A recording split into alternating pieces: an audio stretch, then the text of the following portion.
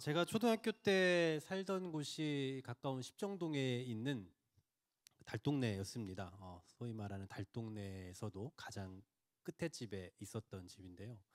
지금은 이제 새로 막 아파트들이 아주 비싼 유명 아파트들이 다 들어섰더라고요.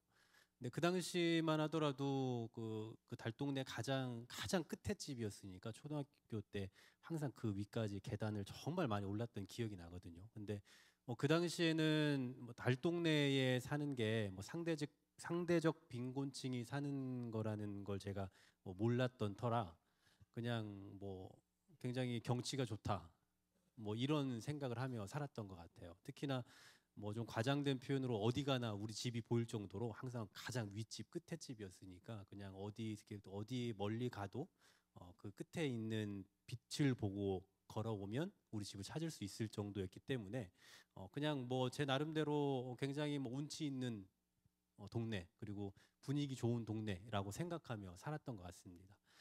달동네라는 것은 어쩌면은 좀 그런 느낌이 아닐까라는 생각이 들었어요. 높이 있는 어떤 그런 지역, 그런 동네, 또 성경 시대에도 예루살렘이라는 곳도 그렇게 높은 곳에 위치해 있었는데 바로 그런 것과 같이 오늘 예수님께서 제자들에게 너희는 세상의 빛이다라고 하신 그 말씀의 의미는 달동네처럼 너무 높이 있어서 높은 곳에 위치하고 있어서 사람들이 보지 않으려야 보지 않을 수 없는 그런 위치에 있는 존재다라는 것을 말씀해주고 있는 거다라는 거죠.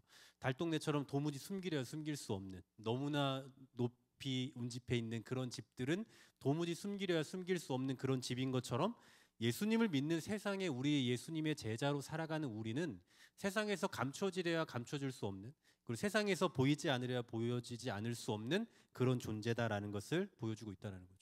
많은 분들이 오늘 본문을 얘기하면서 예수님께서 세상에 우리에게 빛으로서의 사명을 감당하라 하셨다. 그래서 우리는 세상에 나가서 빛으로서의 사명을 감당하고 빛을 비춰야 한다. 이렇게 말씀들을 많이 들으셨을 테지만 오늘 본문도 지난주와 똑같습니다. 예수님께서는 너희가 세상의 빛으로 살아가라라고 말씀하시지 않았고요. 너희는 세상의 빛이다 라고만 말씀하셨어요. 빛이 다와 그 빛으로서 살아라라는 분명히 다르죠.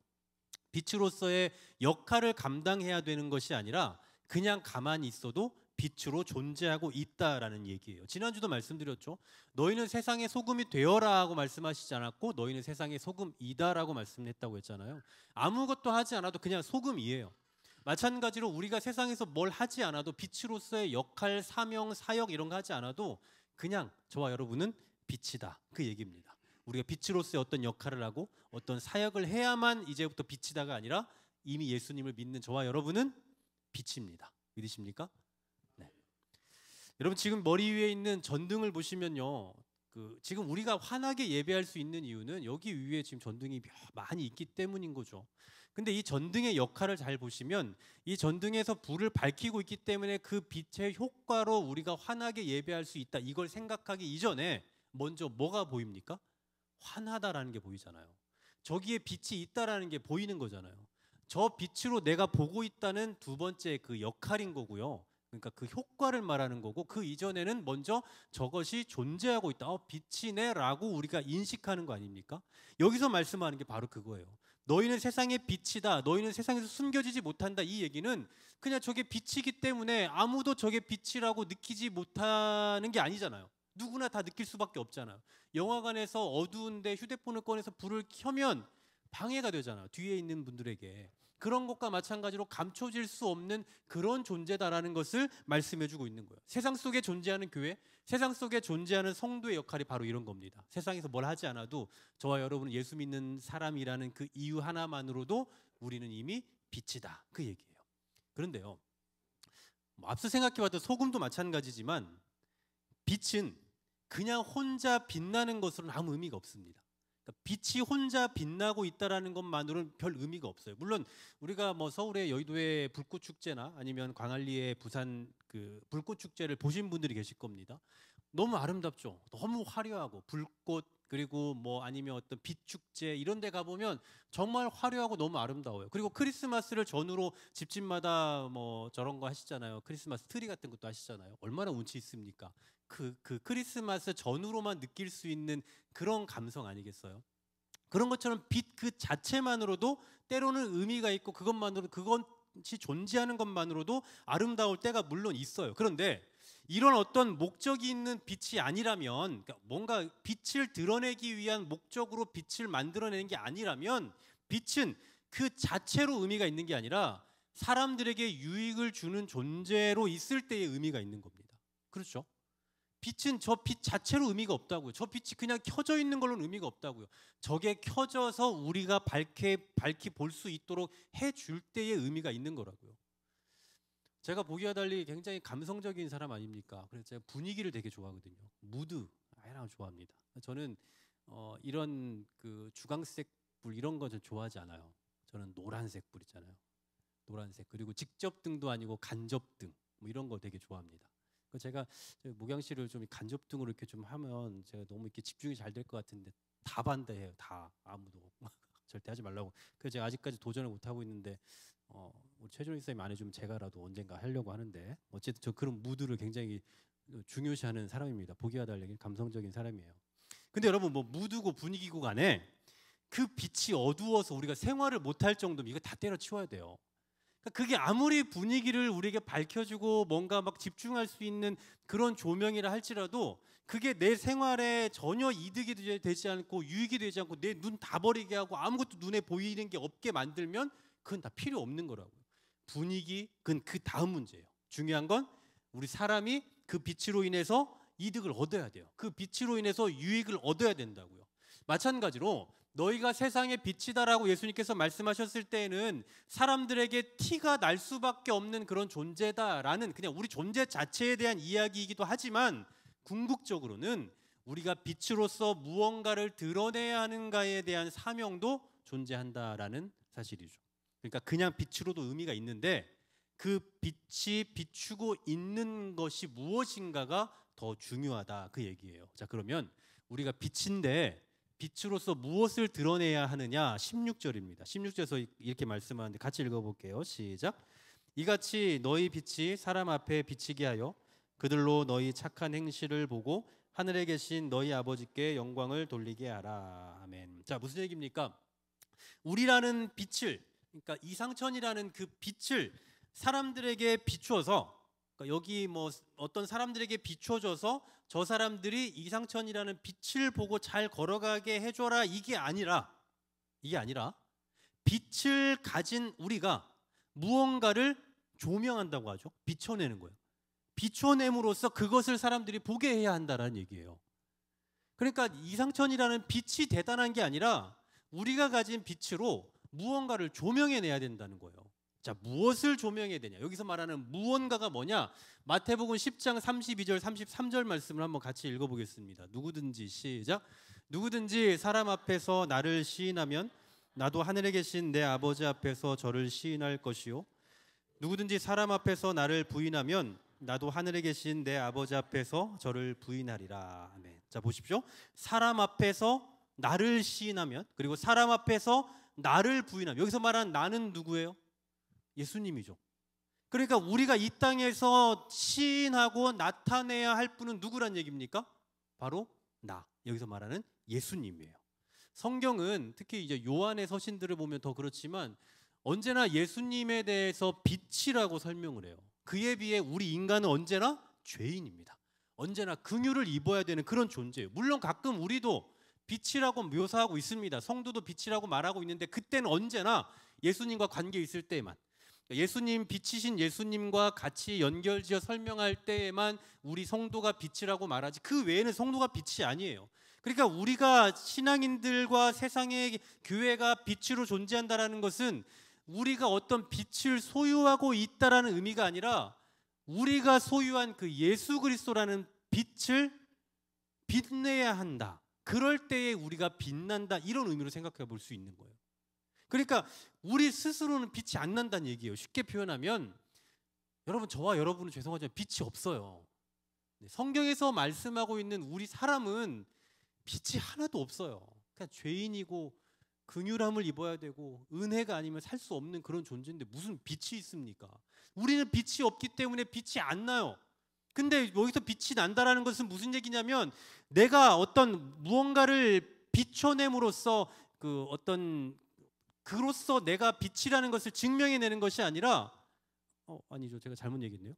우리 자신이 어떤 빛이어서 사람들이 나를 보고 빛이다라고 인식하게 만드는 게 아니라 내가 가진 예수 그리스도라는 빛을 소유함으로써 그 빛이 빛날 때에 사람들이 빛이구나라고 인식할 수 있다는 거예요. 그러니까 쉽게 말하면 예수님과 관련이 없으면 빛이 안 나요. 아무도 빛이 날 수 없다고요. 세상에 교회가 존재하는데 그 교회가 빛이 될 수 있는 이유는 예수님이 계시기 때문이에요. 성도가 세상에서 빛이 될 수 있는 유일한 이유는 성도가 예수님을 품고 있기 때문이에요. 그래서 오늘 본문을 다시 한번 잘 보십시오. 이러한 빛을 어디에다가 비추라고 말하냐면 하나님 앞에서 아니면 교회에서 신앙인들 사이에서 비추라고 말하지 않아요. 어디서 비추라고 말하냐면 사람 앞에 비추게 하여라고 얘기하죠. 사람 앞에. 방금 전에 읽었던 마태복음 10장 32, 33절도 마찬가지죠. 누구든지 사람 앞에서 나를 시인하면, 누구든지 사람 앞에서 나를 부인하면, 그렇습니다. 우리가 비춰야 할 빛, 예수 그리스도는 세상 속에서 사람들에게 비춰져야 한다라는 거예요. 그리고 이러한 사역을 통해서 궁극적으로 나타나야 되는 그 효과, 그 결과는 뭐냐면 사람들로 하여금 하나님 아버지께 영광을 돌리게 해야 된다라는 얘기입니다. 조금 어려운 얘기일 수 있는데 그냥 이런 얘기예요. 우리를 통해서 그리스도가 드러나는 거예요. 우리를 통해서 그리스도를 믿는 자들의 삶이 드러나는 거라고요.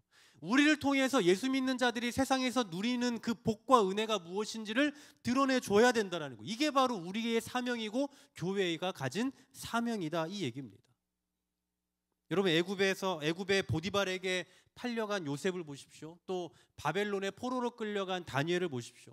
애굽이나 바벨론 모두 다 어두움이에요. 그 땅은 어두움의 땅이라고요. 그런데 그 땅에서 이들은 뭘 하고 살았습니까?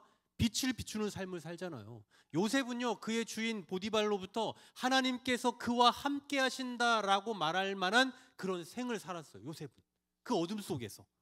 또 다니엘은 어떻습니까? 다리오 왕이 살아계신 하나님의 종이라고 다니엘을 표현해요. 살아계신 하나님의 종이다.